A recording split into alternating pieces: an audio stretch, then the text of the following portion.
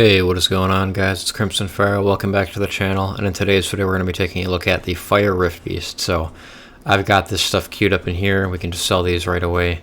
I don't really bother looking at the 5-star runes that I get. I think they're all pretty much garbage. But yeah, I have 1, 2, 3, 4 out of 6 runs. So 4 out of 6 runs, it looks like this will be adding to it. So 5 out of 7 runs here have been a success. Pretty nice score on this one too. So okay, nice. And that was just short of 4 million. So yeah, we'll take a look at the runes here too. The Ikaru is just very basic Ikaru stuff. More accuracy would be great for the Trikaru team, but otherwise pretty much fine. Lapis is the basic stuff. The like for the free set, you get artifacts or attack and defense there. Sigmaris is speed, crit damage, HP on Swift Blade with defense and HP. Sigmaris isn't great. We'll get into some substitutions here in a moment, but then we got Verd, needs 2% more crit rate. I understand that. In the Trikaru team, you figure he's going to hit 7 out of the 8 attacks he's going to do on a full team rotation, which is more than 100% attack bar, so it doesn't really bother me too much, but 100% obviously is better. So yep, Rage Blade, pretty simple stuff for him. I have defense on him because I don't have the Trikarus where they need to be in terms of speed to make the team 100%, so he's on defense artifacts. So he is on, attack, crit damage, attack, fatal energy with HP and defense here. These are these ones. Don't focus too much on these substats. It's really more about this because I've just farmed up a bunch of vanilla ones and took what I could get. That I tried to get good substats.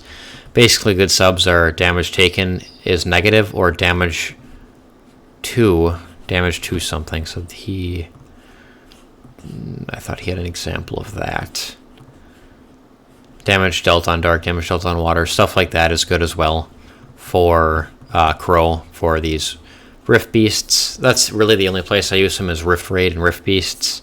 He's fine in Guild Wars as well, but with the meta Trikaru and Dot team for dungeons, Crow is really more for just Guild Wars and Guild Siege and I guess he could probably use in Tartarus too. He's probably just I think he's a good unit for PvE for guild stuff, guild content. But great for Rift Beasts and Rift Raid as well. So yeah, just this stuff here, nothing insane. And then Ergar has these stats on Revenge, Violent, and yeah. So he should probably just be tanky. He's got defense and HP there. He's on the front line. He really should probably just be like having, probably HP percent. His defense is a bit low. Like, you want defense on the front line, but at the same time, it's kind of low defense, isn't it? I mean, well, I guess everything has kind of low defense. It's an attacker. But, yeah. I don't know. HP or defense percent would probably be better there. You want some kind of damage, but at the same time, you have to do it. You kind of make him work. So, yeah. Anyway, substitutions for Sigmaris and Vertiheel here. Definitely a 2-aid Water Pixie here, Casey. A solid pick. I'll show her skills here real quick. She has shoot stars that attack enemies randomly. The inflicted damage increases as the same target gets hit again. So very nice for the Fire Beast here in the groggy state, and when he doesn't have those little waves up. But when he does have the little waves up, these have a chance of hitting those too. And then an extra AoE attack here to hit those little minion things. But yeah, pretty solid. Has 4 debuffs total. She's really good for the Fire Rift Beast.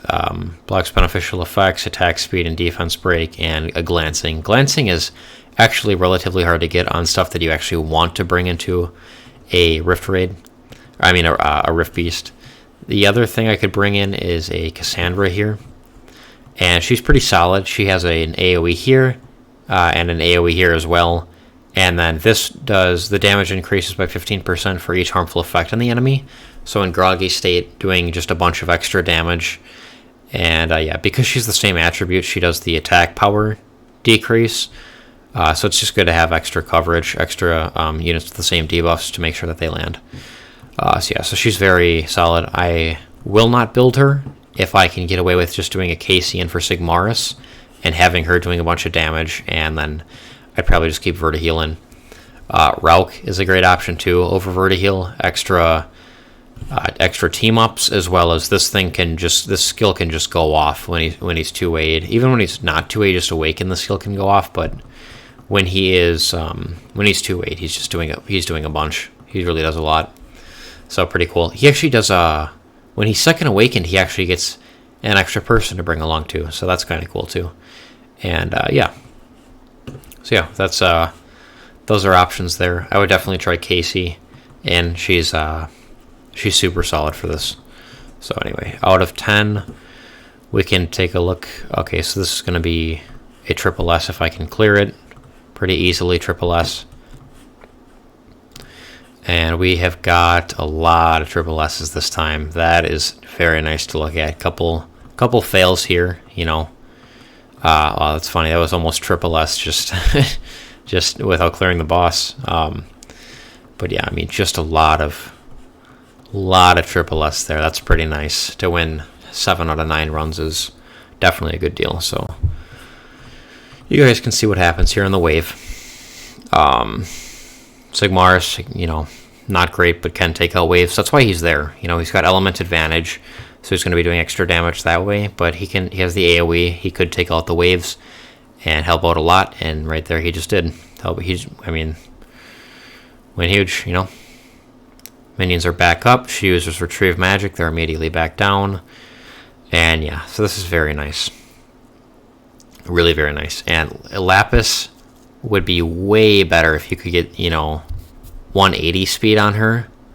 Way better for this dungeon if you can get 180 speed on her. Maybe even violent revenge for her to be just doing extra damage to those waves. So yep, I think that's all for this video. Pretty obviously a very free to play team. Literally everybody can get this. With this one too, Rauk is completely free to play. The Fire Magical Archer, I actually have pieces for. She is a secret dungeon, so everything here is completely free to play. So yeah, a little disclaimer: if you have the Water Twins, you should just be using those for literally everything other than the Windrift Beast. The Water Twins do so much damage. They have a couple debuffs. I mean, the Water Twins are completely nuts for these dungeons.